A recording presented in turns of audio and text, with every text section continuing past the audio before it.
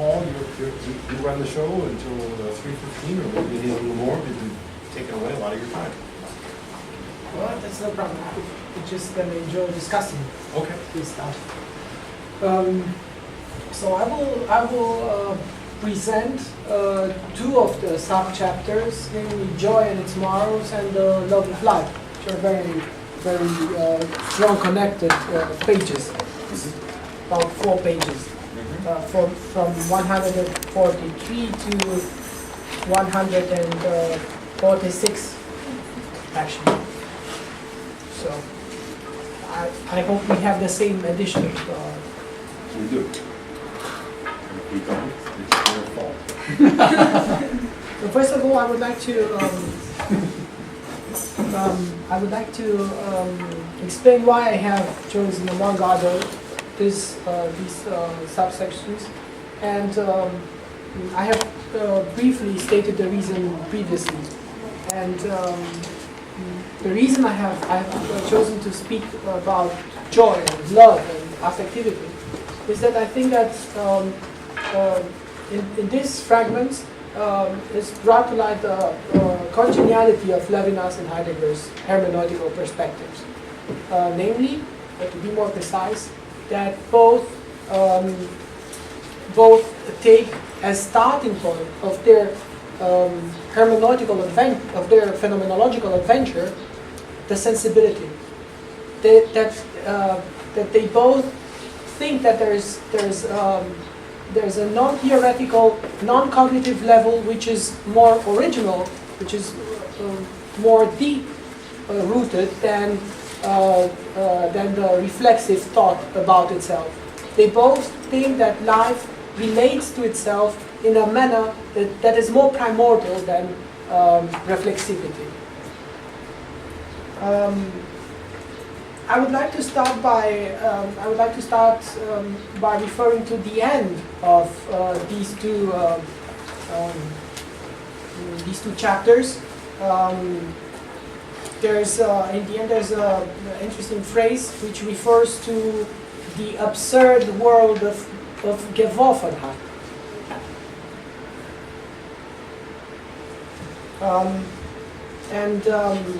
I would like to start by saying that the concept of Befindlichkeit, often translated as mood, is the key concept of Heidegger's hermeneutic of facticity, through which he claims to gain a direct access to Dasein's existence, Dasein's facticity, an access which not only doesn't rely on any theoretical, reflexive understanding of life, but is more original than any such accounts.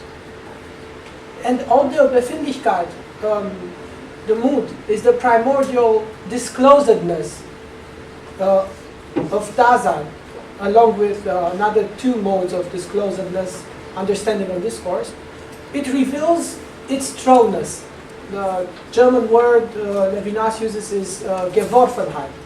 That is, reveals a Dasein that is thrown in the world, a being that is constantly defined by the choices it makes, a being, and I cite now Heidegger, a being whose essence is its own existence, but which didn't choose its own birth.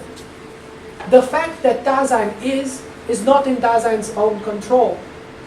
Without going in any further detail, it would suffice to say that thrownness confronts the Dasein with the endless burden of his own existence. Dasein can never get behind his own thrownness and never gets to rest after being thrown, bringing to light the harshness of life, the Schwere des Lebens. For this reason, firstly and mostly, Dasein runs away from itself and from the responsibility of its own being, so that the disclosure brought about by Befindlichkeit, by the mood, is most of the times closed off. In this chapter, in his chapters on love of life, in totality and the infinite, Levinas takes issue precisely with this question and criticizes this absurd world of Geworfenheit, in which the indigence of corporeal existence finds neither refuge nor leisure at home with itself. For Levinas, the I is not firstly and mostly estranged from itself, and it doesn't need a short circuit of anxiety to recover itself, as it does in Heidegger. The I, I quote again, happiness, the I is happiness. The I is presence at home with itself. End of quote. And this happiness, although caused by the non-I, is the mark of its self-sufficiency. So, although Levinas and Heidegger have similar points of departure, the direction in which they steer their analysis is radically different. By Heidegger, we have a self who is estranged because he's taken over by the world. By Levinas, we have an I who takes control over the world in enjoyment, who enjoys himself in being in the world and crystallizes in this enjoyment. Do you think the word control is correct? Well, yeah, I think it could be misleading. It's not about controlling the world. It's more about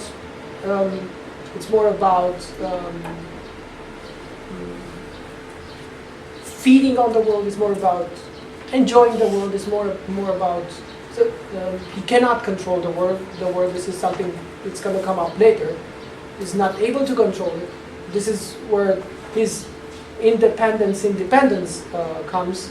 No, I mentioned it because Heidegger very quickly describes Dasein in terms of resoluteness, which is kind of taking control of the syntheses of temporality, Yeah. whereas Levinas wants to speak of an original releasement into the element.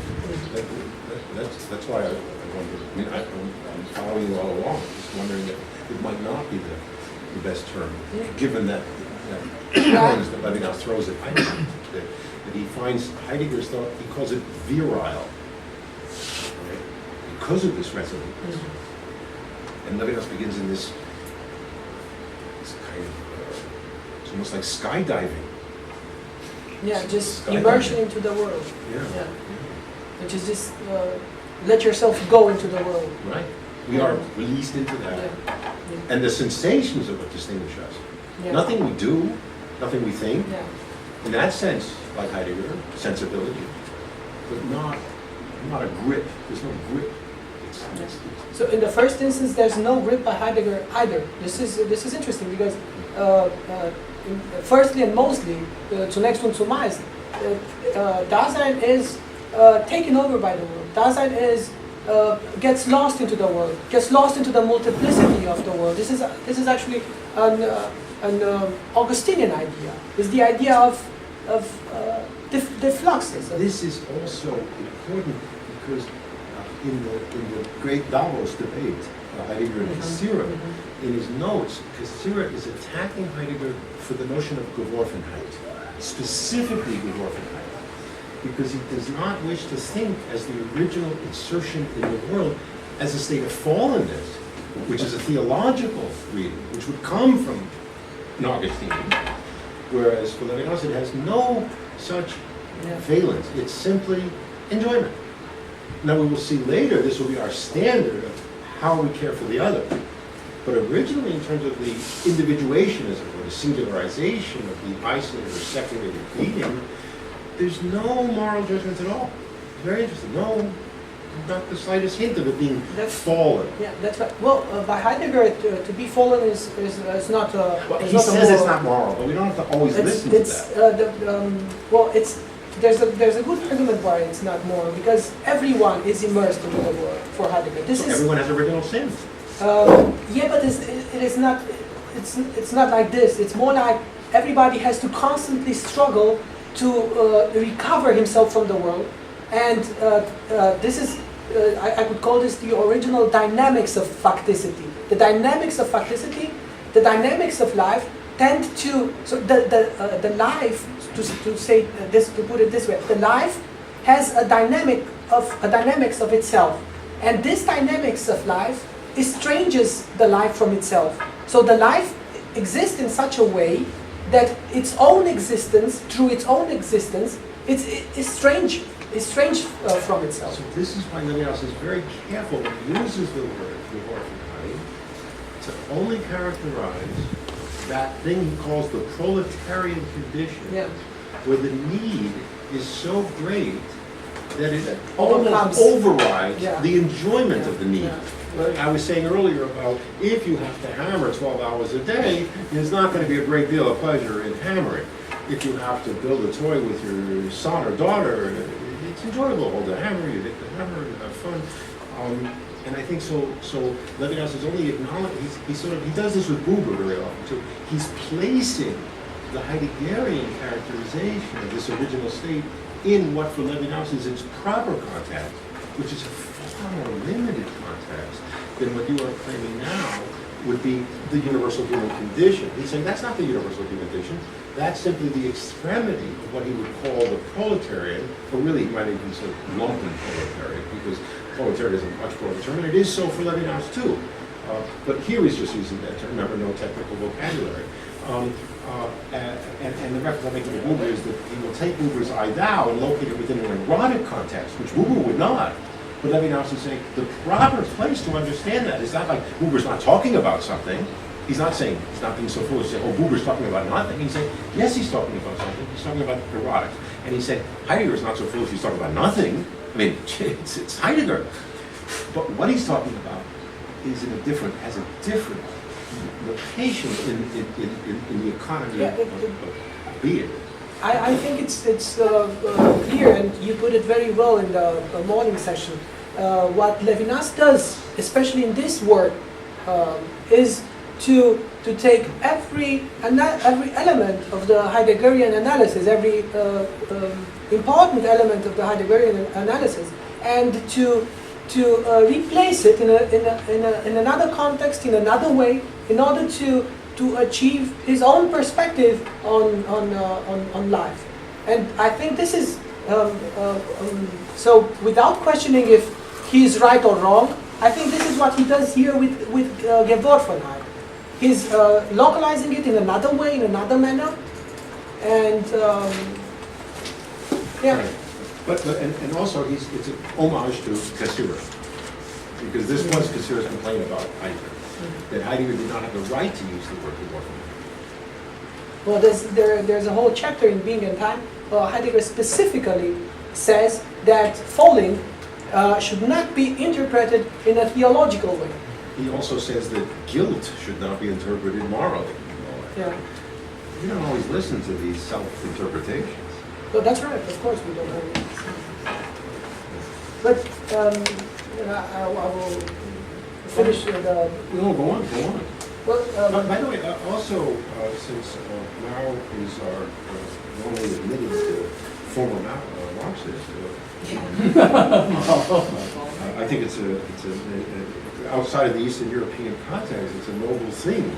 Levinas is always defending the inspiration of Marxism because it has a social conscience, not because it's that scientific Marxism of Karl Marx. I recently wrote something very interesting on Lukács and Levinas, because Lukács is the classic, how can I put it, Stalinist Marxist. And Levinas is really the revisionist, so-called Marxist. And I say revisionist because unfortunately it has a bad name, like the Utopia has a bad name because of Karl Marx. But Levinas is very frequently saying the most positive things about Marxism. He's building the proletarian condition now as fallen into the deepest level of what it means to be a human subject, so that the feeding of the other is not just some kind of private charity. This is a proletarian condition. This is a social project, I think. It's more difficult to say this in Eastern Europe. When I'm teaching in America, which is the homeland of capitalism and the headquarters of capitalism, it's much easier for me to defend Marx and socialism. It's much harder here because, as we know, the compromised history of the Soviet version of Marxism. So I'm aware of that. Anyway, so I just thought this was there. yeah. And you want to see a real illusion? You want to see a French illusion?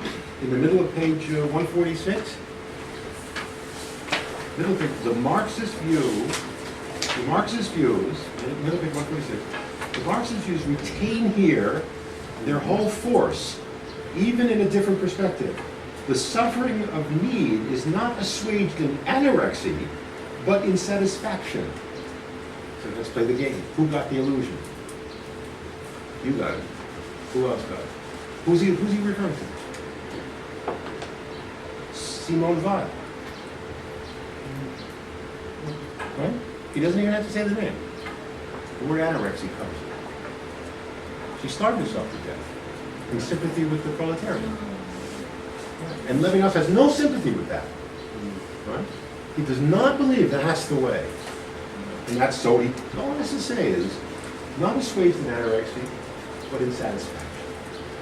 6, 7 words, devastating attack on Simone Weil. Never mentioned.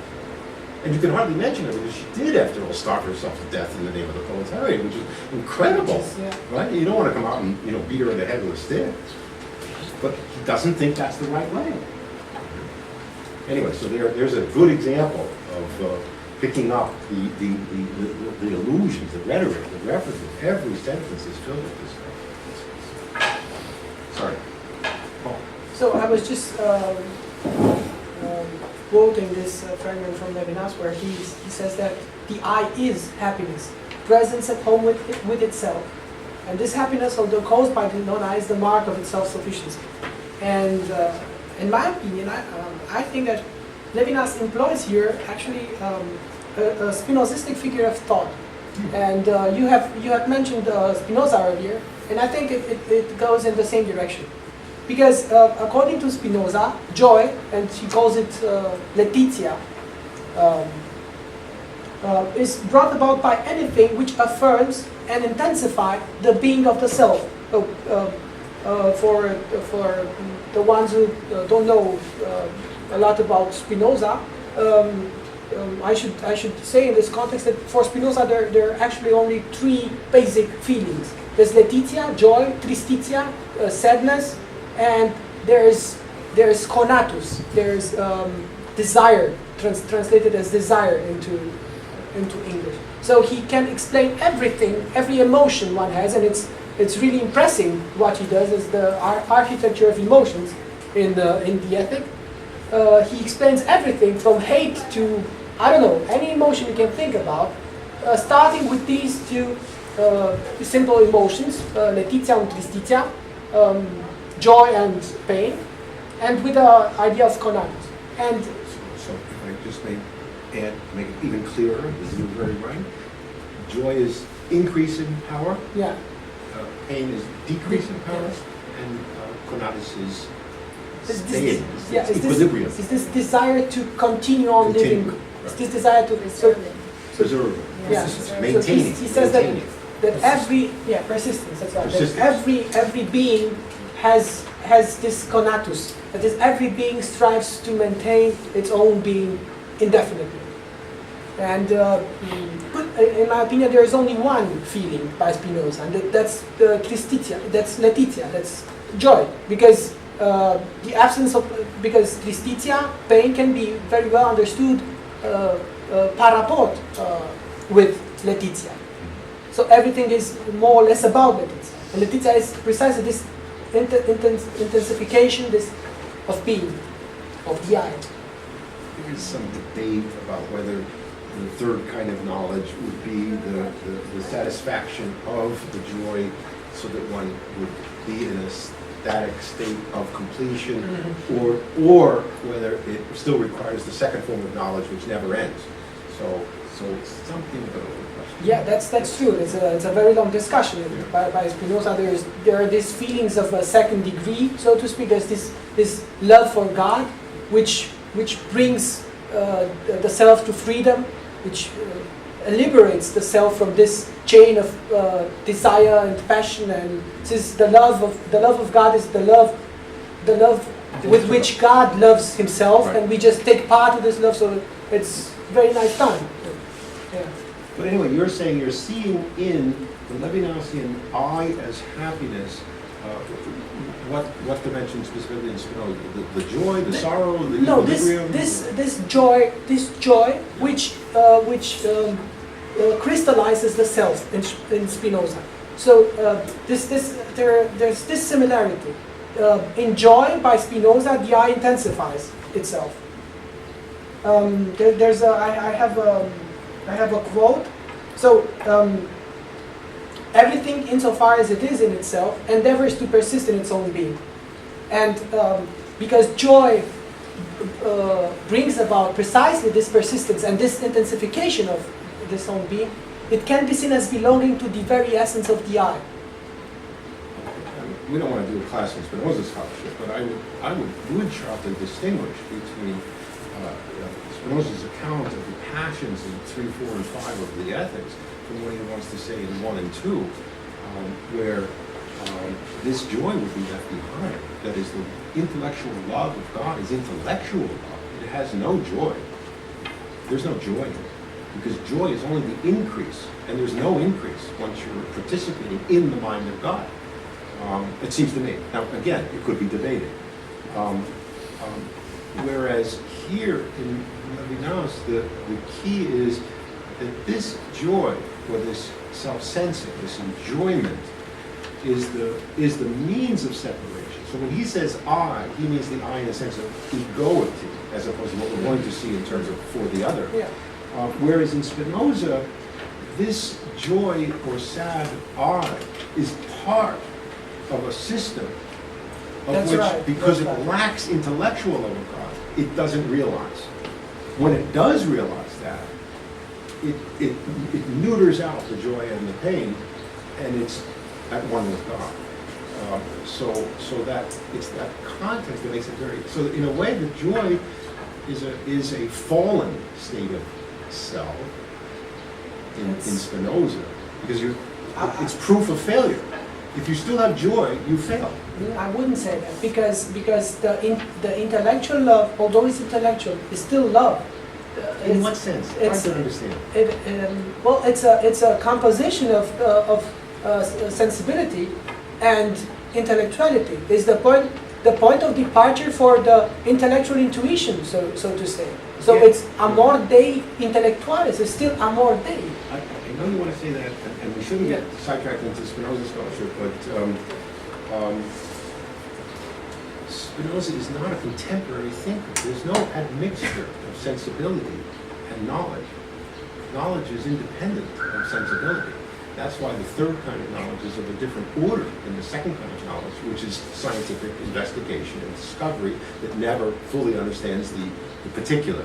But the third kind of knowledge is absolute unity with the one that is. Yeah. So it's been a mystery to me what this means, love. Spinoza is very prone to using words rhetorically in the sense that, like Levinas, is going to change the meaning, but that he's a pantheist underlies his use of the word. Love is simply unity with what is. Well, you might be right, but I wouldn't, under any circumstances, I wouldn't say that this analogy can be traced all the way. But I think that there's this idea in Spinoza which is somehow used here by Levinas, although in another manner. Namely, he states in the same way as Spinoza that joy intensifies being, and joy crystallizes the I, and that joy is primal to life. And that's not Can true. we still talk about being or essence here with Levinas? I guess we can't. Because it's very different. We could talk about being, but it's the being of the being with a small b, rather than the being. Because later in other words, being, the conatus definitely is negated. Like there's no disinterestedness. But even here, I don't see you can, because he tried to use another kind of word, vocabulary to say these things. And if we still say being and essence, it can lead back confusion with later philosophy. I mean, of other ways of being. So you think that if we It's use the interiority. Spinoza, I think it should be interiority. It is interiority. Yeah, that's so it's true. not essence, it's not the being, because it's not only me, it's with the feminine, it's with the element. Eventually, it's going to include all that, but Yeah. that's true too. It is this interiority that, I mean, ultimately being Levinas will have an ethical sense to it. And ultimately, of course, it doesn't in Spinoza. And that's going to be the difference. It's going to color any use of, what seems to be. But would we have to go to Spinoza in philosophy for the notion of joy and enjoyment? I think that's a reach. That's a reach. Spinoza discusses not this in connection with the intellectual love of God. He discusses it in earlier part, book 4 of the Ethics, where he speaks about joy when the body, he discusses affections of the body. When one body is affected by another body, Right. that is in congenial with the elements of this body, then joy is being produced. When another body, if it is contrary to this body's nature, then sadness is resulted. Right. This Spinoza discusses not in the context of intellectual love of God, but in Yeah, precisely. Yeah.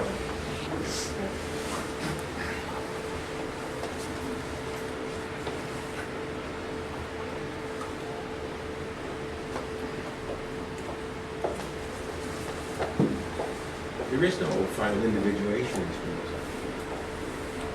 This is why Spinoza is not Hegel. There is no individuation. No, there are only attributes, but Yeah. eternal substance. That's right. But there is the idea of individuation. The self has the same selfish and if you want atheist feeling in joy, in Letizia. But that's the key. That's where I wouldn't go. I'd say that is exactly the difference between Spinoza and Levinas. For Spinoza, there's only God, whereas for Levinas, there's the real risk of atheism. You really can be an atheist in Levinas. And I don't know any theology outside of Levinas that has gone that far in the West. All theologies are different. I think that's a very striking and original feature. That a theology that fully admits the unlimited capacity of atheism. That's right. Yeah, this is why he says the end of theodicy. Bloch was saying you need to be an atheist to be a Christian. Oh, did Bloch say that? Yeah. He said you need to be an atheist to be a Christian, and you need to be a Christian being an atheist. Like, Levinas says the same thing. yeah, so that's why they Yeah. like. He says you have to be able to possibility of atheism before you can Yeah, that's also relate like. to God. Yeah. Ernst Bloch. Yeah. So, before understanding itself, I'm not talking about the I, but before understanding itself, life feels itself, enjoys itself, takes pleasure in itself. And although in a different manner, Levinas takes this groundbreaking idea one step further, and you've already mentioned something about it, and conceives even the things around us which were nothing but ready-to-hand or present-at-hand tools for Heidegger as sources of enjoyment which the eye consumes or feeds upon. I quote, "The things we live from are not tools, nor even implements, in the Heideggerian sense of the term. Their existence is not exhausted by the utilitarian schematism that delineates them as having the existence of hammers, needles, or machines, etc. They are always, in a certain measure, objects of enjoyment, presenting themselves to taste, already adorned, embellished." And I totally agree with you on this point. I think this is from a phenomenological point of view, from a pure phenomenological point of view, I think that this description goes beyond Heidegger and it's, in a very rightful way. I think Heidegger has missed a whole dimension of things when he reduces everything that surrounds us. Actually, even the nature itself, even the things that belong to nature, to ready at hand tools or present to hand. And I would say that the problem is even bigger because although Heidegger defines almost everything that surrounds us except the other Daseins by the concept of hand, ready to Zuhandenheit and Vorhandenheit, without being able to conceptualize the hand, without being able to give an account of the hand, to give an account of the corporeal nature of the Dasein for that man. So this is what I always found very troubling in Heidegger, that although the whole how do you call it, the whole significance, the whole meaningless of the whole meaningfulness of this world of tools goes through the body, goes through the hand, so we can understand the tools while using them. And they make sense to us because we have a body.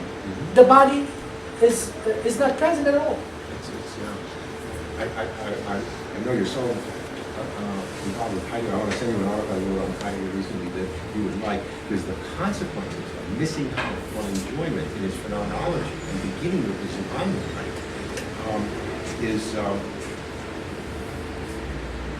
late Heidegger's criticism of the epoch of technology was actually latent in his beginning with technology, in being in time. Yeah, that's So right. he's trapped in the circuit of the problem that he created. He begins in technology, and then he's trapped in technology. It's fascinating. And it's just, you think, oh, he just missed this tiny little thing, oh, letting us got to enjoy. No, it has huge consequences for Heidegger. He never gets out of this technical interpretation. He wants to, of course. Yeah.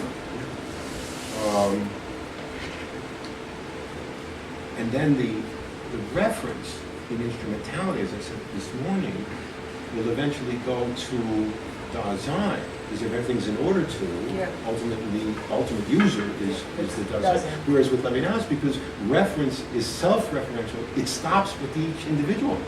Each individual is a self-standing entity, self-independent, interiority, secret, separate. And that's where the pluralism comes in. Pluralism begins right at the beginning as a hypostasis, whereas in Heidegger there is no pluralism in the beginning. We're all caught up in the workshop. We're in the workshop. Yeah, that's right. Yeah. We are all somehow linked together by this. This was the word I was looking for. By this Bedeutsamkeit. I don't know how it was translated in English. I know. Bedeutsamkeit. So Actually, I brought a copy of Heidegger. this is the word Heidegger. Determination. So it has to be something like significativity or something. Meaningfulness. Meaningfulness. So That's related to determination.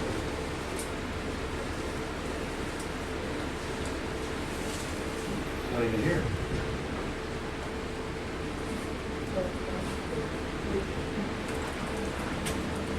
Come on.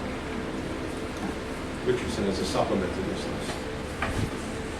It's great, this stuff, these indexes. The English significance. version. Significance. Significant.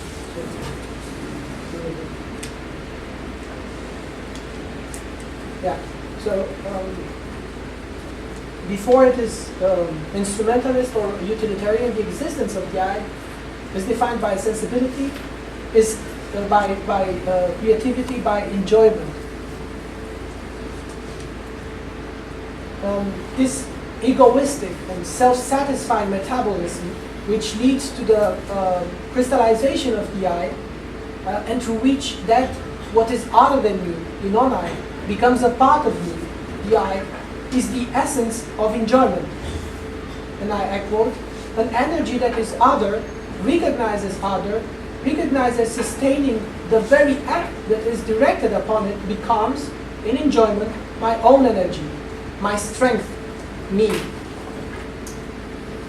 Nevertheless, this happiness of enjoyment, although cannot be defined as illusory, as Levinas puts it, doesn't go beyond the level of sheer sensibility, but remains, and now I have to quote Professor Cohen, remains... Then it'll be correct. I thought so. remains sensational happiness, an event that doesn't happen to subjectivity. This eventfulness, this flux, is subjectivity. So I like very much this idea that there's no, the subject doesn't come first, and then comes this enjoyment, this flux of feeding upon the world surrounding you. But this enjoyment is the self. This enjoyment is the crystallization of the self. I think this is very nicely summarized. This. It's one of those intellectual moves that Levinas frequently makes. You know, certain people have certain characteristic moves. Like the characteristic move of Heidegger is the essence of technology is not technological. Right? So it's the essence of this is not this. That he uses it several places, and Levinas uses this move here. That it's not that the enjoyment is an attribute of the substance, the subject, but that the enjoyment is the origination of the subject. And we'll see later, it's not that responsibility is added to the subject as an attribute, the subject is responsibility. This is one of his characteristic moves. But I think this is a very important move. It is.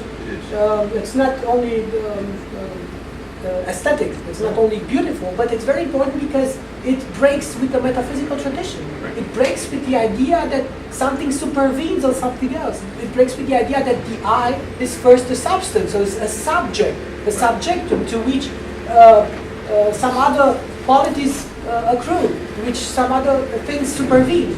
So this is why I think this is very well put. It's so important. This is, we know in Nietzsche's genealogy, the first essay where he wants to say the eye is not like, when you say that it's lightning-y, it's not like this lightning, right? It's the lightning is the lightning. Yeah. That's it. End of story. And in order to accomplish that, thinkers other than Levinas have tried to make the self a node within a system, so that it's not this soul with attributes, this hylomorphic nonsense, but it gains its substance not through this false movement as part of a system. And Levinas is saying, no, you can still have this self-causation if you stop thinking of it in terms of causation, but think of it as created and created through the sensing, the self-sensing of sensing. So it's an alternative solution to the problem that everyone was, contemporary philosophy is a problem that everyone faced after Kant. Everyone wanted to get away from Kant. Hegel tried his way, I think it's a bad way, Schelling tried his, and Heidegger tried his, and Nietzsche his own, but this is a beautiful way out. That's right. Yeah. That's right. So when Levinas, one of the things he celebrates in Kant is the separation in Kant of sensibility from understanding, right? Everyone always thinks, great thing in Kant is that, sensibility without understanding is empty, and understanding is void. And understanding without sensibility is empty. And Levinas is saying, no, you can't. Keep in mind, they're separate. And sensibility stands on its own. It's great. Who would have thought of that? And then there it is. It's definitely in Kant. But yes, I think you're very right. How important that is. That it's not something that's happening to something. Yeah. It's the happening that is to something. Yeah. So he tries to seize this movement as movement and not in a metaphysical way as a substance. Although he speaks about subjectivity. Right. So it's a kind of rethinking of subjectivity. In fact, I thought there was reference to Spinoza on the top of page 148 when he says that there's a being that is not a causa sui. Yeah, that's right. Yeah. That's right. So much of the vocabulary we rely on is loaded with problems that we can't solve. I know when I hear so many people, students particularly, talk about the question of freedom and determinism. The only way out of that is to break free of the terminology that got you in it, right? Because there's no way out of that. But this is a Heideggerian figure. Everyone does it. This is the destruction. They have to get out of the third antinomy. That's it. Or is it the fourth antinomy? Which is the freedom that says fourth? The fourth antinomy. I think it's the fourth. I think it's the fourth. Okay. But Of course Heidegger does the same. Of course Heidegger does the same thing. I'm saying that Heidegger was the first one to go through the door. Mm-hmm. Right. Yeah. Okay. Yeah. So I tried to go a little further now, and I thought that we could go on from this point and say that the I, the Levinasian I, has an ecstatic-like nature, pretty much the same the way the Heideggerian Dasein has, whose being is always to be understood as being among. Of course, the meaning of this ecstatic nature radically differs. It's radically different in Heidegger and Levinas. But the I has this tendency, not only tendency, but it constantly goes beyond himself, constantly incorporates the non-I into the I. It's constantly more than it is. And I think it can be conceived as an ecstatic-like self. So long as it remains at the sensational level. At a sensational level. You know, I think sure it's ecstatic in the sense that it's outside of itself. Yeah. But it's separated from itself by sensations. It's this. I've always called it self-sensing. It's self-sensing, but without all this Hegelian baggage of like, oh, it's stupid, right? Of course it's stupid, but it's the big origination. Yeah. It's the original contentment. It would be always the standard of contentment, of complacency, of comfort.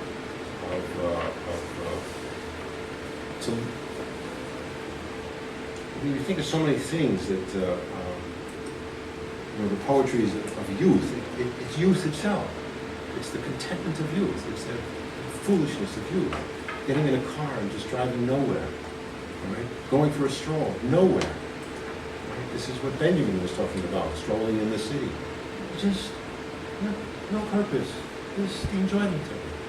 The leisure of it. And Levinas sees this at the root of being human. Yeah. It's great. You wonder sometimes reading Levinas, how did we all miss this for so long? But we were really trapped in metaphysical abstractions for so long. For once, and then came the existentialist point of view, True, who yeah. stressed this idea of Despair, an absurd world, angst, yeah. who stressed the idea of desperation, Mm-hmm. and this enjoyment just disappeared, got out of the sight.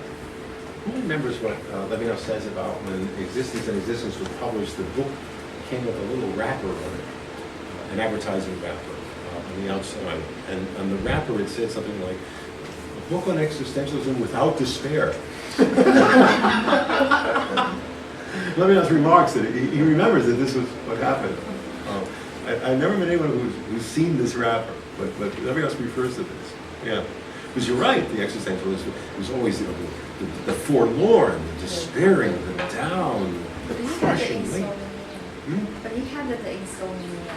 Oh, sure. He also has this fatigue, this weight, this enchainment to yourself. Yeah.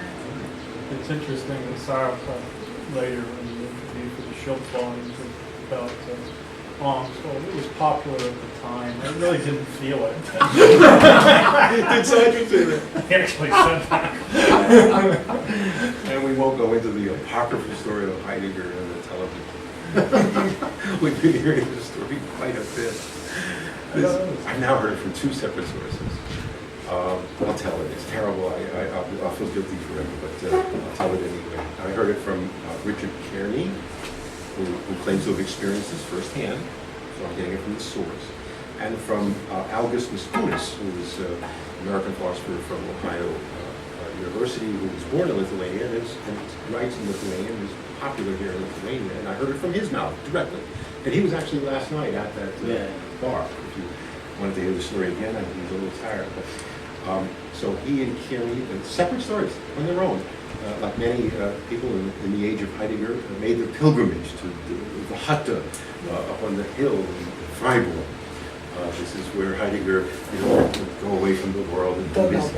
What? In Tottenberg. Yes, in Tottenberg. I've never been there, so is it near Freiburg? It's about 20 kilometers away or more. Oh. It's a beautiful place. Beautiful place. So he has this the house, the rustic house on the side of the hill where he does his denken.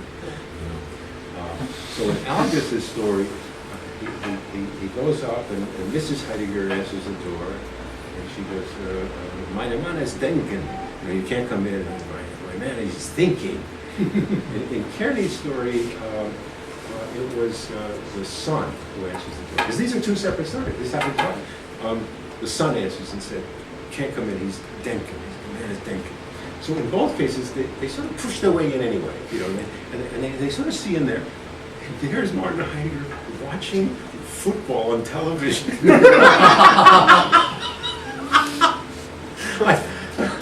might not be a lie. I don't know what to make of this story. I had originally heard there was no electricity out there. Yeah, there was no electricity. Well, there must have been at some point electricity, because these are two, I'm hearing it from the horse's mouth. I mean, Al just told me he did this. And Richard Kearney, who was not a liar, I assure you, said, well, maybe he is a little bit. He's an Irishman, and he does exaggerate, but I trust him, that he personally did it. So at some point there must have been electricity. Now, what does this story tell us? In a Levinausian sense, Heidegger also enjoyed. Right? Heidegger also, he wasn't just up there, that photograph we all know, you know, the Denkin.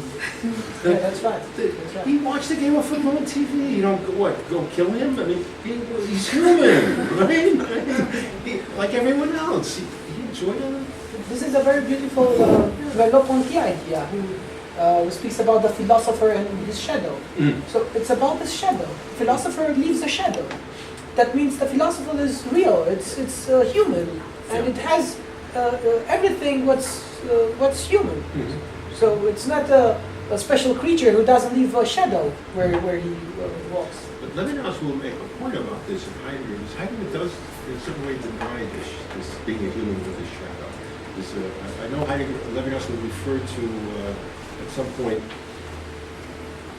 in books, again, I'm sorry, I can't remember the exact reference of well, you have to go through the manuscript. You have to, go correct the manuscript, the typos. You have to go to the publisher. And he makes it human, the man with the shadow, like Merleau-Ponty, as you're saying. Whereas with Heidegger, it's more like these things descend from heaven. These voices come to us from oracles, and there's a kind of aura about Heidegger that's very, I guess, inspiring for people looking for religion and philosophy, but it's very off-putting for people who are looking to, kind of have a reasonable discourse. Well, I couldn't agree with you more on this one. Yeah. I think you're right, and I think this is the danger of philosophers like this. The danger is that they take over you completely, and you end up not thinking but venerating them, but praising them as gods of philosophy. Then we have to ask, what in the philosophy requires that? What is being covered up with that? I had the privilege of meeting Levinas, and I don't know if Jim. What?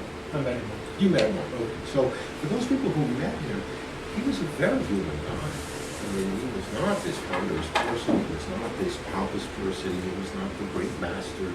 Very accessible. In fact, here's an odd thing that happened.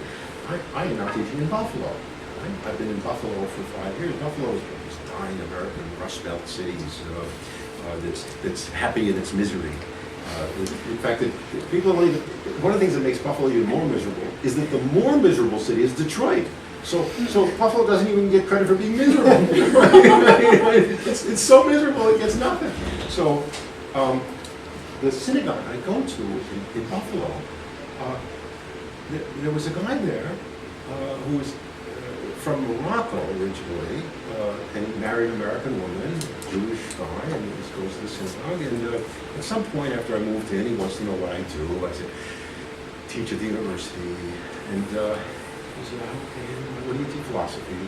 And then a couple of weeks later, somehow the conversation goes back, and he wants more information. I said, I teach this by Levinas, Emmanuel Levinas. And he goes, oh. I says, I went to his school. He was one of the students in the school that Levinas was a director of in Paris. The school like for orphans and for teachers. And the beautiful thing was that he had spent like 7 or 8 years with Levinas as the director of the school. He had no idea that he was this great philosopher. It's fantastic, right? Why would Levinas carry himself around as the great philosopher when he's the director of the school, which is pretty much what he did for his whole career? He was, remember, only a professor for a few years at the end of his career. So he was a very accessible, and yet, you know, he knew his worth. He wasn't cavalier. He was a very serious person. At the same time, he had a great sense of humor, but he knew his worth. If you've seen the films, you can sort of see this dignity in how he holds himself. He knows what he's accomplished. He's not naive about that. And yet, he's accessible, the word I would use is affable. He's an affable person. So I asked myself about Heidegger, this aura, and I don't think it's an accident, the aura. And we talked about that at lunch, so we won't go into it again, but there's something masked in that need for the aura, I think. And there's certain philosophers that you just feel, like William James, I don't know, he's just so accessible, so human, you know, so willing to admit his mistakes, so willing to say, I got it wrong. Husserl, you know, we know Husserl was, you know, you'd be terrified to be within 100 yards of Husserl, you know, he was a genius. And yet, you know that Husserl would have corrected himself at the drop of a hat if he got something wrong. He just goes, oh, you're right, should have write it down a new way, and cross that out, you know. But they're not Heidegger. With Heidegger, there's something else going on. And it is a little bit strange, I think, for philosophy. But anyway, you probably have more, or are you done? Are you? No. Oh, then please go back. Take the floor.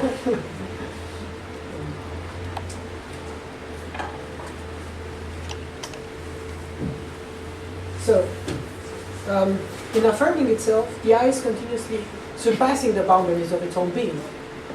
It is constantly beyond itself. And this sensational, phagocytic transcendence, I allowed myself to be a little bit metaphorical because I've seen you like being metaphorical too. The words the non-I, which Levinas conceptualizes as agreement, and I quote, both given and received, constitutes its being at home with itself. So perhaps we should discuss this idea that this agreement is both given and received. It's an agreement that brings together the I and the non-I in a very interesting way.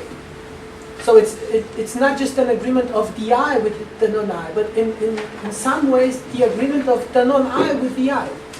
This is something I can't make sense of really.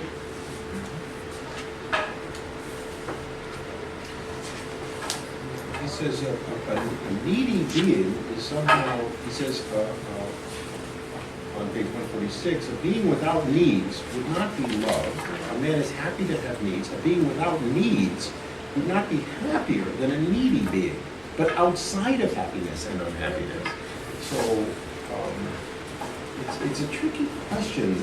You're right to get the microscope out on this notion of at-homeness, because this is written years after Heidegger, and Levinas objects to the Heideggerian notion of at-homeness. Yeah. No, but it's very different because Yeah. the home is more like it's like you can welcome the other because you have the home or what you. So, Yes. so No, I'm thinking, no question. We get to the dwelling, you see that it's very different. But for Heidegger, the at-homeness is the kind of being in the world. There's almost a naturalism in Heidegger. But Heidegger would not have attributed, I don't think, to naturalism. He would attribute it to being. We could parse out that difference. But with Levinas, there is no naturalism, I think. And But yet- how about elements? I always wondering if he's saying elements, why not saying just the food? I mean, even products, because human beings don't live on really elements, we live on products. Sometimes I think elements, this concept is natural, a little element of that origin of nature, like what he was saying in difficult justice, like the one difficult freedom about the women, like you make the women make the flags out of wool or something. Yeah. So the elements can't be raw. I'm thinking when he says element, Yeah. remember that for Levinas, the Greek form of reason was a superior form of reason to the modern rational form of reason. That is, the whole Descartes to Kant thing is somehow a diminution of the Greek. So for the Greeks, the elements are earth, Yeah, fire, fire, air, air. water. I think he's referring to that when he's not referring to hydrogen, oxygen. So I think he's still staying within the realm of this kind of concrete when he uses the term element and elemental. That's why he says it has a mythic quality. I think that's why he used the word element. He wants to keep the Mythic quality. Yeah, because he doesn't need to. Because later he will say it's all kind of, it's not raw. It's kind of already by the women. They already kind of made it out to a human condition. So why he in the beginning, I think it's for the method. To keep it mystical. But it's important, I think, to get this right about the at home, because this is prior to the dwelling. Yeah. We're not at the dwelling. So, if we interpret at home in a certain way, which I think is the way Heidegger goes, then we become enrooted in our place, enrooted in the environment. And this is one of the strongest objections to Heidegger, is the notion of enrootedness. So this enjoyment, until we get to the dwelling, is a sort of extraterritoriality, and yet it is living from the things that it needs.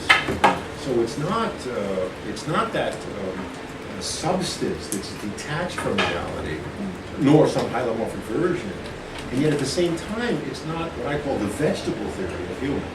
Vegetable theory meaning you are who you are because you're born and you grew up like a plant where you are from, which goes back in one moment to it's very interesting in the Hebrew Bible that the Israelites are given the land of Canaan, which is not theirs. Other people lived there. So when they live there, they don't enjoy that as their homeland because they grew up like vegetables there. They enjoy that as their homeland, according to the biblical account, because they will behave in a certain ethical way. And when they don't behave in that ethical way, they will be thrown out. Now, most countries, the self-interpretation of nationalism in most countries is vegetative. We came out of the earth. Mother Russia reached out of the soil, right? So my fingers are now roots. And yet nobody came from where they are. I mean, possibly a couple of people from the Older Valley Gorge in Africa, but other than that, we don't know anybody who came from where they are. Not a single people. The French are not from France, the Lithuanians are not from Lithuania, the Jews are not from Canaan, etc. So Levinas is very sensitive. And that's universalism. Yes, it is. It is. That's called it. So I want to be able to talk about what he means by at home before we get to the dwelling. And he means at home with yourself through your needs. That's what I think he means. But you were going to add. The passage you just quoted, needs a lot. Man is happy to have needs being. Without needs would be happier than a needy being. But outside of happiness and not happiness. Yeah. And there's a really nice critique of everything in the theological tradition from Aristotle forward. Yeah. That's right. Yeah. That's a critique of the whole metaphysical tradition. Yeah. I would God is this self-sufficient being. Yes. And human beings themselves should strive to be that way. In fact, it's put out in the intellectual love of God. There's also this is also a critique on Freud, whom, and I'm going to talk about a little bit about this now. Talk about Freud. Do Freud. Yeah. Okay. I will skip a part where I talk to I crystallizes in joy and the difference with the Dasein who doesn't crystallize in being immersed in the world but falls under the spell of the day. So this self-sufficiency and independence of the I, which in the moment of joy is torn up from the continuity of time, is in fact undermined both by the temporal nature of the self and by the fact that it is the non-I who feeds the I enjoyment. And neither time nor the non-I are under the control of the I. And therefore both are the limits, what Levinas calls the limits of enjoyment. The only way the I can counterbalance this lability, which is characteristic of time, is, according to Levinas, by acting. That is, by punctuating time with beginnings, although the self cannot aspire to take control through action, neither over time nor over the non-I, and therefore enjoyment will always depend on the other and will remain, as he put it, a stroke of good luck. Other than the small. Yeah. Yeah.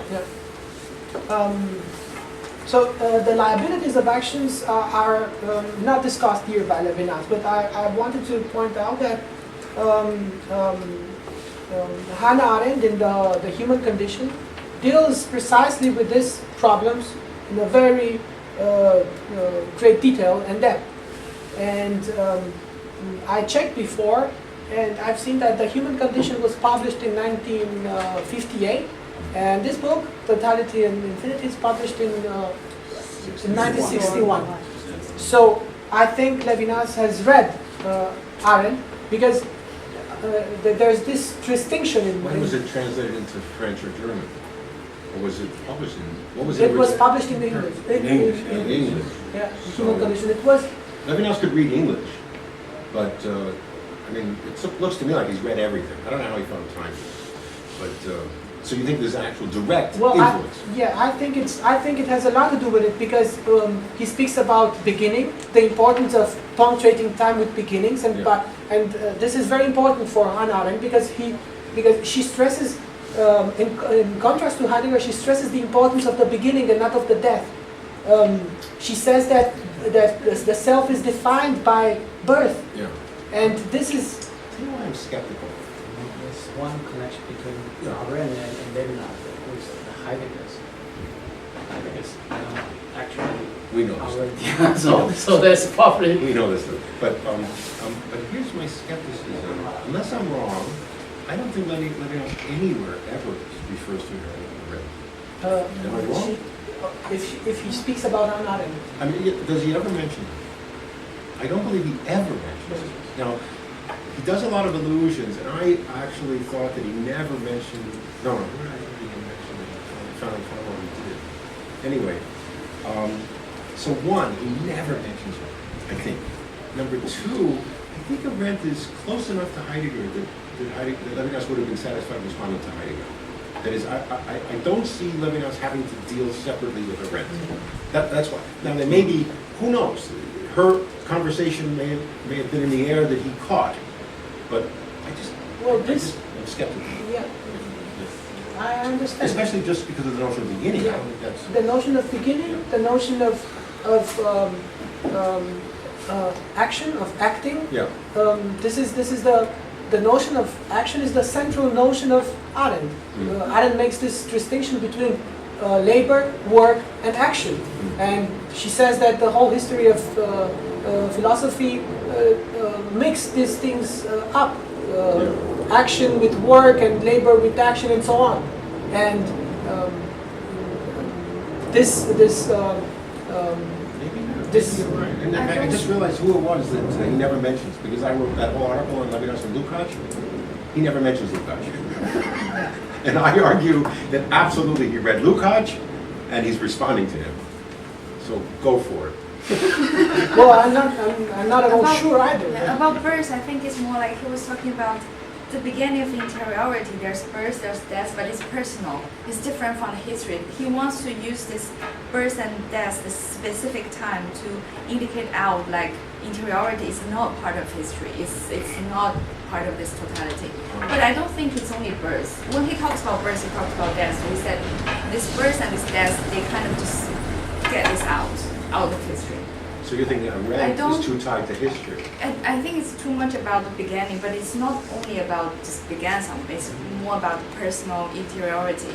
This time is different from the totality of history. So Yeah, but the idea that the eye can somehow somehow deal with this unknown of tomorrow, with this unknown of the time to come through action. This is for tomorrow, isn't it? Isn't this tomorrow? No, this is. Was this in your section? No, Oh, I thought that. Oh, I'm sorry, Jordan, it's tomorrow. You're right, you got the tomorrow. I'm sorry, I was holding tomorrow up. Tomorrow. Well, tomorrow is today this time. Yes, I see that. No, tomorrow is very important, but I was putting it off for tomorrow. So, connection to Arendt, well, I thought you were going to bring us to Freud somehow. Yeah, it Oh. will. It will. The enjoyment of happiness rests, therefore, on the need of the non-I, and although this need can't be seen as freedom, since marks the dependence of the I on that what is exterior to it, it doesn't subjugate it either, but it gladdens it, as Levinas writes. And I think this is another replica to, this is another answer to Heidegger, because it's not about losing your freedom by being absorbed in the world. It's not about falling under the spell of the day, or falling under the spell of quotidianity, of Dasman, and everyday. yeah, everydayness and so on. But although it's not freedom, this need doesn't subjugate the I.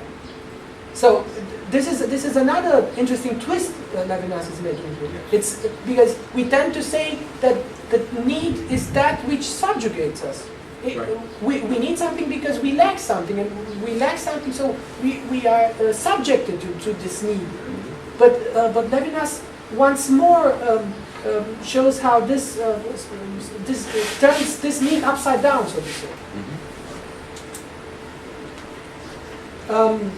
In his work, and now I come to Freud, in his work Beyond the Pleasure Principle, Freud asserted as fact that there is no pleasure without unpleasure, and that this double bind, pleasure and pleasure, is constitutive for the life itself, and Levinas seems to be heading to the same conclusion. Being, as it were, produced by the metabolism of the I who nourishes on the non-I, I quote, enjoyment is made of the memory of its thirst. It is a quenching. Consequently, enjoyment includes the memory of not being satisfied, so that, I quote, the happiness of enjoyment flourishes on the pain of need. Still, for Levinas, enjoyment and pain are far from being equiprimordial, to use a Heideggerian terminology. And there's a phrase at the beginning of this section who gives us a hint in this direction. He says, the acceptance or refusal of what we live implies a prior agreement, the agreement of happiness. And a few pages further, where he defines the love of life as a pre-established harmony, he puts it even more clearly when he states that the interval between the I and what nourishes it does not allow of negation of nourishment as such. And only opposition, and the only opposition that can come into play has to be maintained within the limits of the very situation as such. So both joy and pain are therefore possible only in the context of this original binding to life, this original adherence to life, defined as love of life.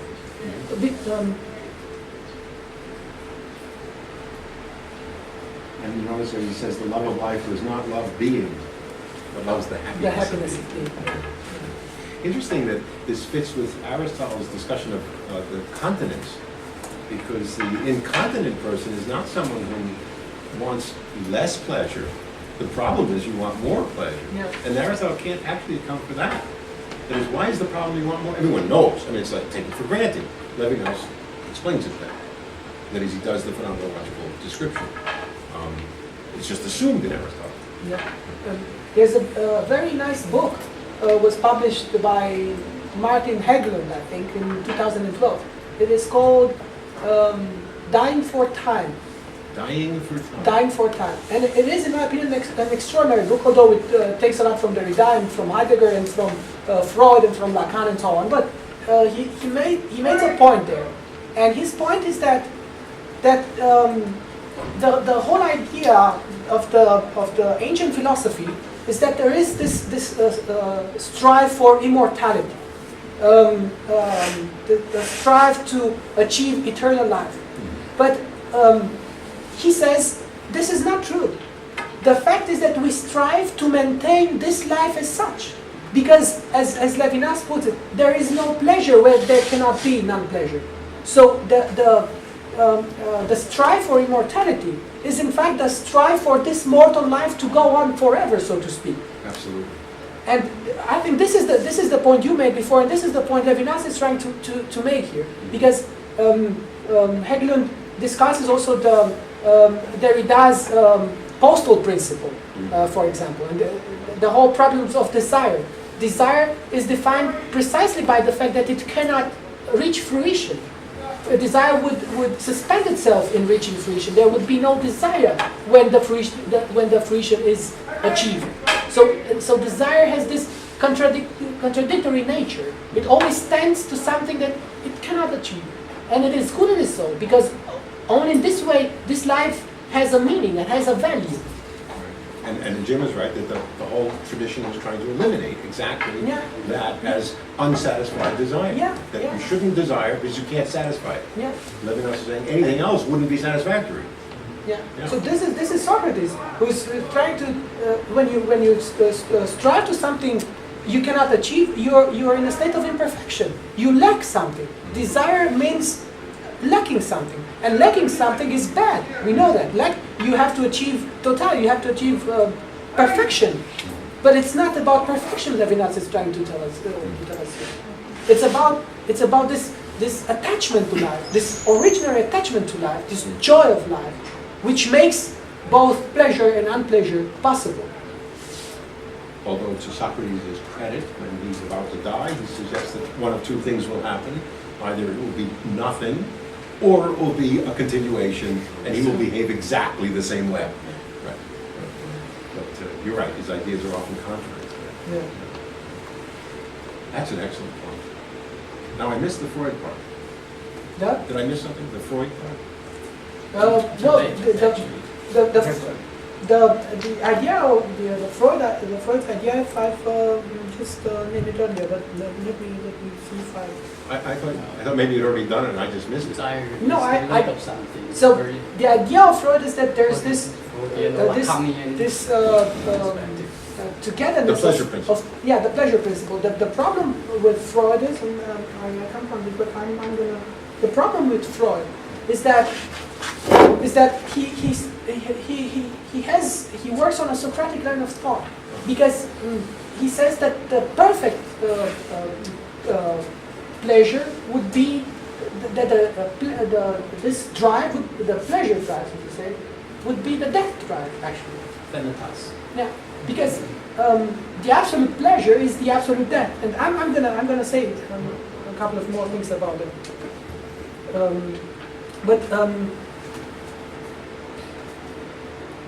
Where was I? Sorry.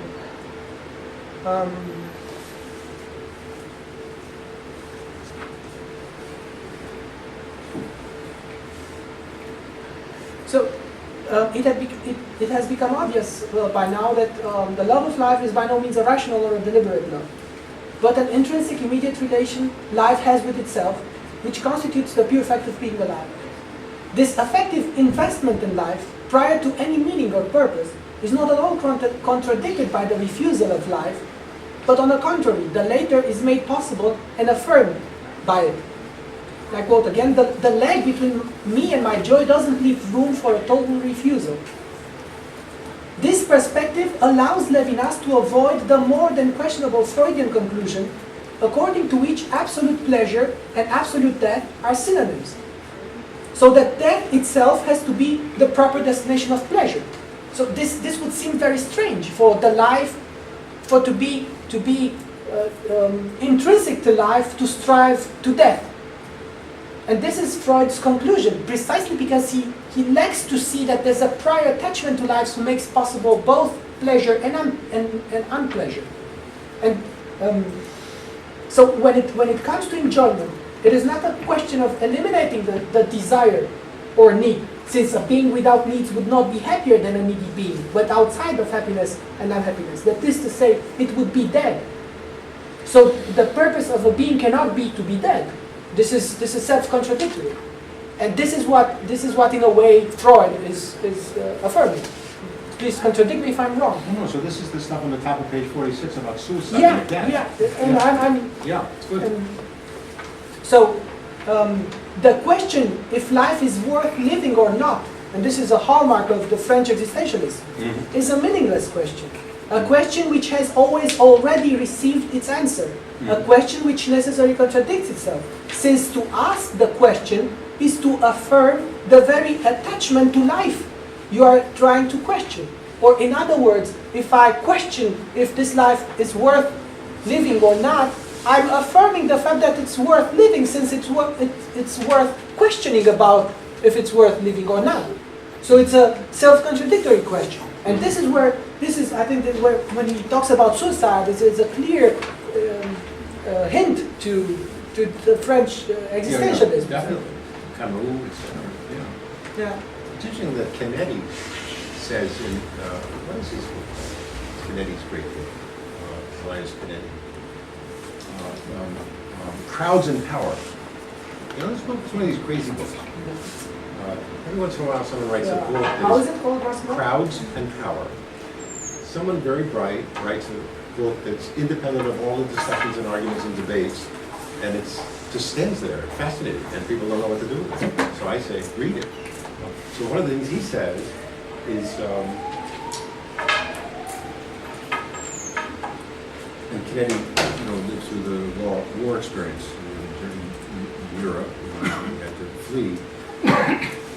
Ultimately, the suicide, as Levinas says here about Macbeth, is they want the entire universe to die with them. Yeah, that this is kind of like this Hitlerian thing, Wagnerian thing.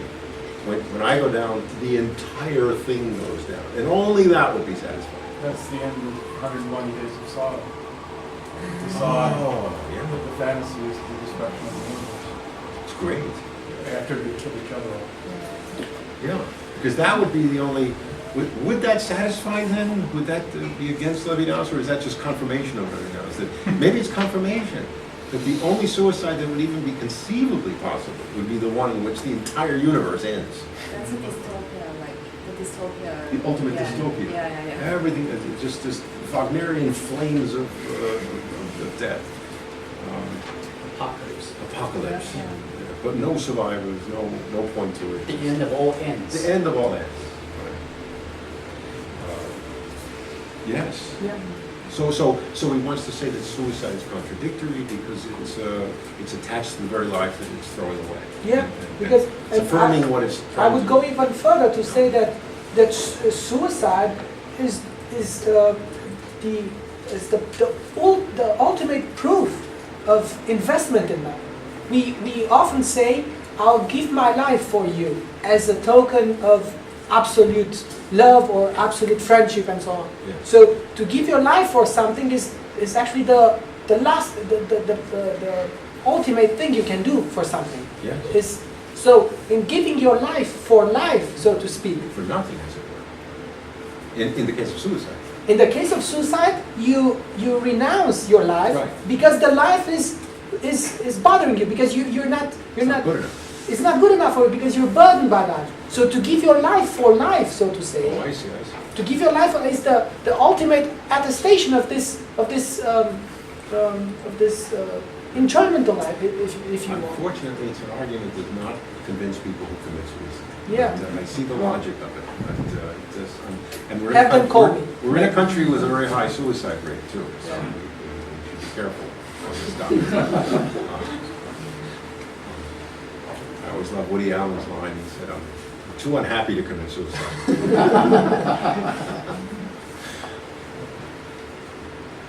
So, I will. do you want to stop? Do you want to say more things? No, I have some more things Please to go. say. Then we'll If take a it's break. all right. No, it's all right. We started very late. So despair, it is a residue of joy, and consequently nothing but a confirmation of it. Or as Levinas put it, despair does not break with the ideal of joy. Suffering, at the same time, despairs for being riveted to being, and loves the being to which it is riveted. This is page 146. Mm-hmm. So, according to Levinas, the pessimism so often invoked by the existentialist philosopher is nothing but the expression of, I quote, anxiety for the morrow and the pain of labor. And it has the characteristics of a defense mechanism or an economic infrastructure, to use Levinas' own word, through which one tries to compensate for the lability and indeterminacy of time. So, it's a way to say, well, if I can't control it, then I don't care, then I have to despair. It's the only thing I can do. So it's a cost-benefit analysis, current pain projected onto the future. Yeah, I yeah. do not expect sufficient happiness. Yeah, I'll cash out. Yeah, Yeah. something like this. So the only way one can insure itself against the uncertainty of the morrow, a way that proves the pessimism of the religion to be utterly wrong, is through labor and work. Although Levinas doesn't seem to differentiate here between these two concepts. Labor and work. Okay. I mean, everyone makes their own distinction. In French, it's all travail or travail. Labor is also. Yes, both are. Oh, so Twilight. yeah, so it's like the distinction is made by linguists. Well, you can distinguish it. Distinguish it if you want. This It's is not the- still we're not- like you not can forced. bonk it to make sure. But work can be œuvre or activité. Yes, there are more meanings in work. Yeah. So the fabrication of things through work has the purpose of creating something like a safety net to ensure the self-sufficiency and separation of the I by creating a home thanks to which the I can welcome the other. Mhm.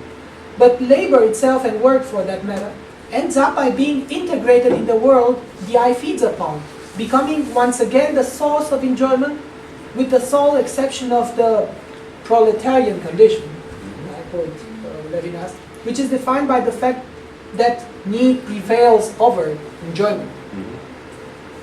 That's why I said it was actually in Marxian terms technically the lumpen proletariat, where you only work enough so that you can live to work. Yeah. That- To that- that's continue- right. The capitalist would pay you just enough Yeah. so you could still work, Yeah. nothing extra. It's an ideal, it's a regulative ideal of capitalism.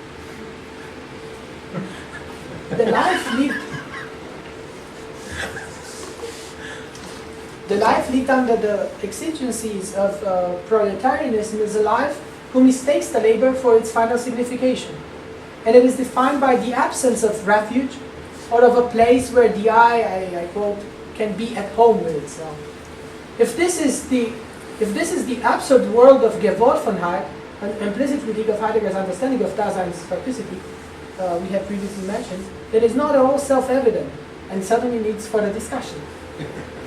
And before ending, I would like to discuss one more last thing, namely,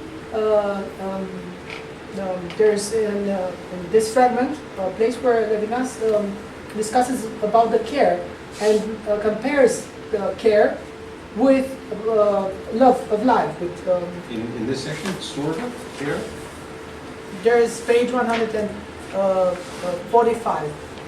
okay. So, in trying to differentiate his concept of love of life from the Heideggerian concept of care, Levinas accurates the later with comprehension of being or ontology. This is a quote, this is page 145. Have you found? I haven't found it. Yeah. But read it, Which I'll catch it. paragraph? Oh, it's the The beginning of the middle paragraph. Yes. Beginning, Okay. the love of life does not resemble it. Yeah. Care for people. So, Levinas understands Heidegger's care as comprehension of being or ontology. And in my opinion, this interpretation is at least questionable, since care, it is not at all reducible to comprehension of being, but renders it, and any ontology for that matter, possible. In fact, this all-encompassing existential structure of Dasein is in many respects similar to Levinas' concept of love of life, since it is an existential structure which makes any kind of intentionality possible and precedes any rational or theoretical understanding of life, much the same as the love of life does. The only radical thing that differentiates, in my opinion, the two concepts, care and love of life, is that firstly and mostly care leads to the alienation, to the alienation of Dasein from himself, being absorbed by the things in the world and subjugated by the day. Dasein fails to see that it is its own existence that is the object of its care, while love of life leads to an appropriation of the self, to a self-crystallization of the self through enjoyment. Nonetheless, through authentic care, which is characteristic of the resolute Dasein, the self recovers itself from the world and takes itself into possession by seizing its own most possibilities of being. So it is an ontology. So- care leads to ontology. Care makes ontology possible, but I No, think the inner meaning of care is ontology. The inner meaning of care, of the issue that is my own being, is the care for being itself. is the care for my own existence. My own For- Sein is the Sein Frage. I am the Sein Frage.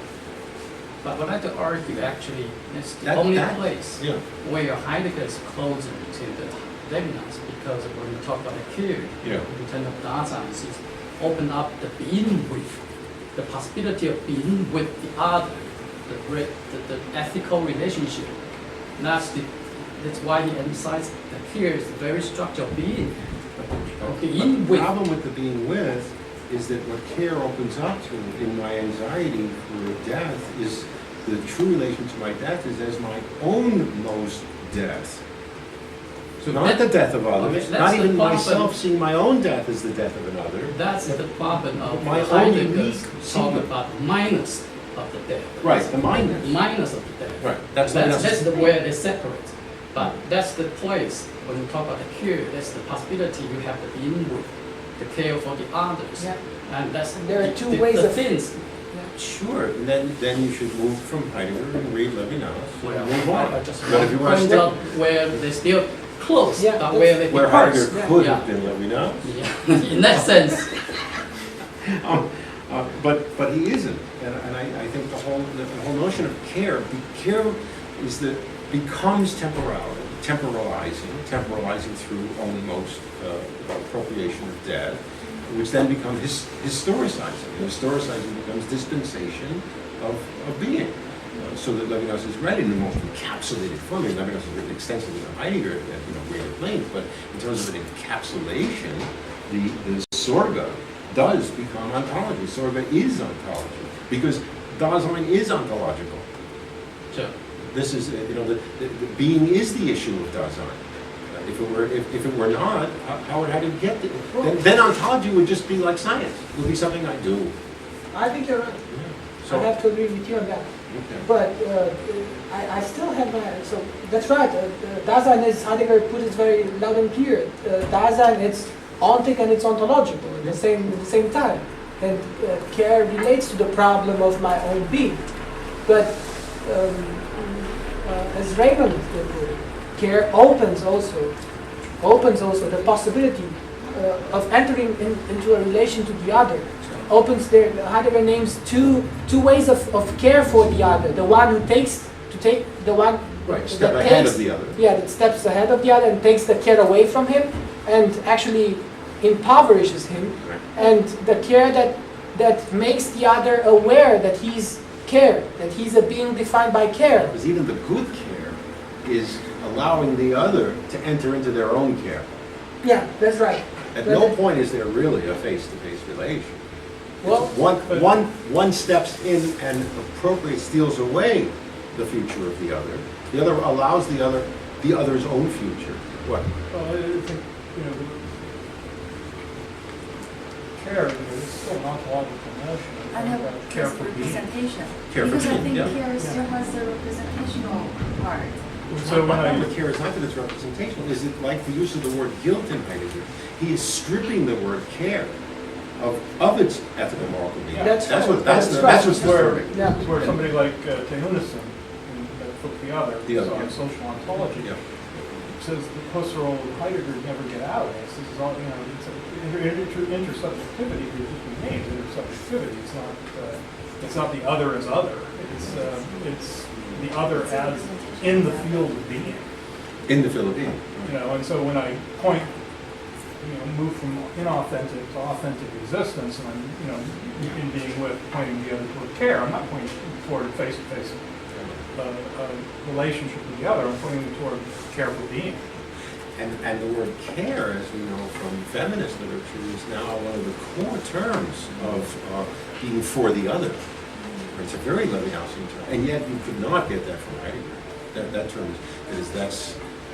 But don't forget, here in Heidegger being in time is the name of goddess. Actually, the care, the term care, actually is the name of the goddess.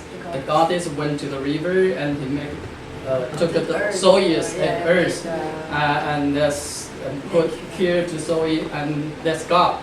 I think Zeus say this is mine, and the care actually human being, because and I think that another God say okay, we'll make judgments. This when this guy actually is the earth, actually human being, when he die, the spirits go back to the sky, and the body, physical body, go back to the earth. But the care, your goddess belong, as long as it's still live, human life still alive, and it's belong to you. The goddess care. So there's a feminine aspect in the care. Yeah, it's the goddess, not the god. You saying goddess or god? With goddess, Oh, Goddess. okay. the care is very feminine instead of masculine. But I do think Heidegger wants to break out of the representation of Freya. I But don't know if he Levinas succeeds, but was he wants to. kind of when he mentions when he kind of criticized Carey, he always talk about the same type of presentation, because even here the world of the other is still like a representation of the other of the world in certain sense. I think especially for Levinas. Yeah, because he in the part about like representation, he was talking a lot about care is applying like representation or something. Representation will come back to tomorrow. Yeah, The next morrow. weekend, The yeah. morrow. The moral. Tomorrow. And at the moment, as opposed to tomorrow, we will have a break. We'll have a break. Thank you so much. Thank you.